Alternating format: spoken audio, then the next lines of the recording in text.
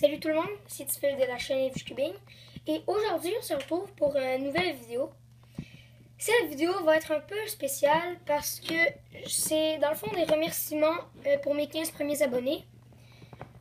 Donc en cette vidéo spéciale, je vais vous présenter mes cubes. Donc premièrement, le premier cube que j'ai eu, le Rubik's, je l'ai lubrifié beaucoup trop.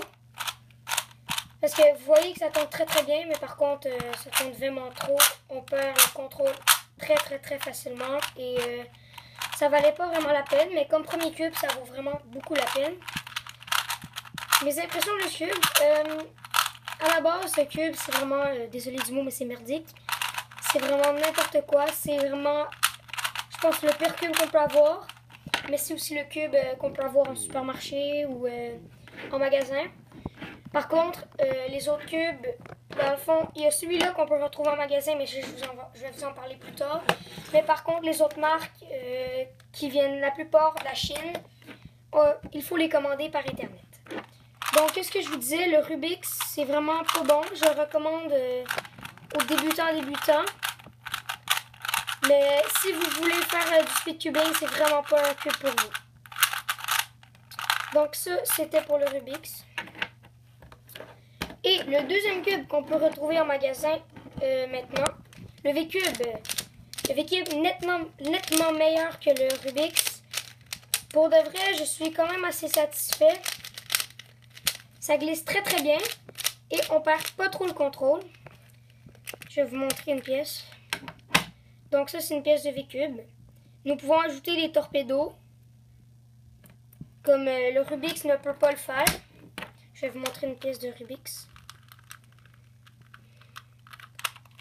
Désolée, je vais vous la montrer à la fin de la vidéo parce que les pièces de Rubik's sont vraiment très dures à enlever. Donc ce que je disais, c'est que le cube est vraiment très rapide. Pas rapide comme un Dayan Zanshi ou Gohan, mais vraiment un bon cube. On perd vraiment pas le contrôle.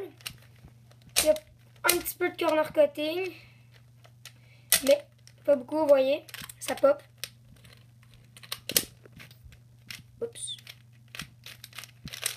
Donc c'est ça. Ce cube est vraiment, c'est pas mauvais.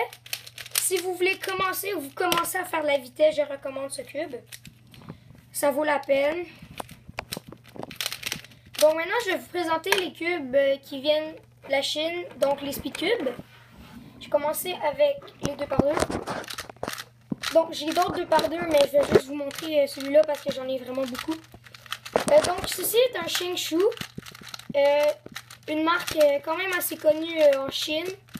Et ceux qui font du speedcubing le savent. C'est un cube vraiment très rapide. Par contre, ça bloque un petit peu. Mais pour l'instant, c'est mon meilleur 2x2. Et je suis vraiment satisfait de ce cube. Donc par contre, les pièces s'enlèvent très facilement et ils popent souvent. Donc les pièces sont vraiment bizarres. C'est bizarre comment c'est fait, mais c'est ça. Et donc, j'adore ce cube. C'est vraiment très rapide. Il y a pas, on peut garder notre contrôle beaucoup.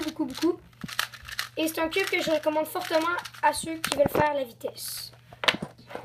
Maintenant, le 3x3. J'ai mon premier speed cube.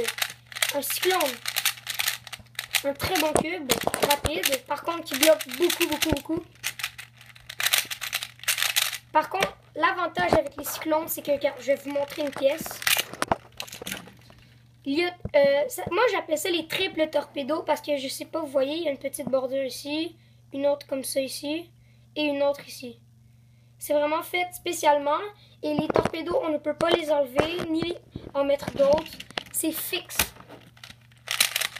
Donc, le cube est vraiment un petit peu... il bloque beaucoup, mais c'est très rapide. Et ce qui est le fun, c'est que on peut modifier la tension par les milieux. Et c'est un gros avantage parce que plusieurs cubes nous ne pouvons pas le faire. Et donc quand vous avez un cube qui est vraiment trop serré, ben, il y a un problème. Donc ça va super mal.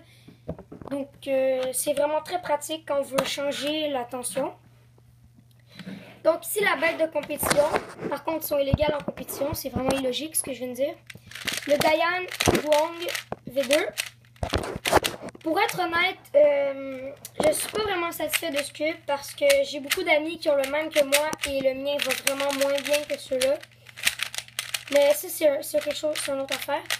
Et par contre, le corner cutting est vraiment très bon. Bon, vous voyez, il pop vraiment beaucoup. Je vais vous montrer un exemple de pop. Comme je vous dis, là, c'est vraiment le pire cube que j'ai eu.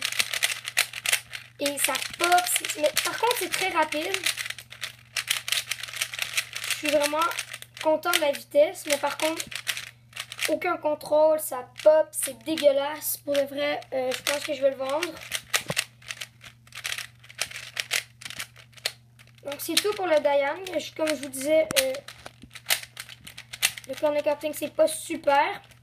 Par contre, comme le cyclone, on peut modifier la tension par les milieux. Mais sinon, j'ai vraiment pas beaucoup de cubes et c'était tout pour le Dayan. Et enfin, mon 4x4, le cube que j'aime le plus résoudre, mon préféré. Donc, c'est un cube de la marque Cyclone. C'est vraiment un bon cube, ça glisse très bien. Bon, comme vous le savez, les 4x4, c'est pas vraiment reconnu pour le corner cutting. Je vais vous montrer. Vous voyez que ça coupe pas beaucoup. Un petit peu, mais pas beaucoup. Donc, c'est vraiment utile. J'adore le mécanisme de ce cube parce que ça pop pas souvent. Et ça permet d'être rapide sans que le cube pop. Donc, c'est vraiment très utile. Et ce que j'aime faire avec les 4x4, c'est un motif qui s'appelle le Cube in a Cube, que je vous ai montré dans la deuxième vidéo de ma chaîne. Je vous invite à aller la regarder. Donc, c'est ceci. Je vais vous montrer un exemple avec le 3x3.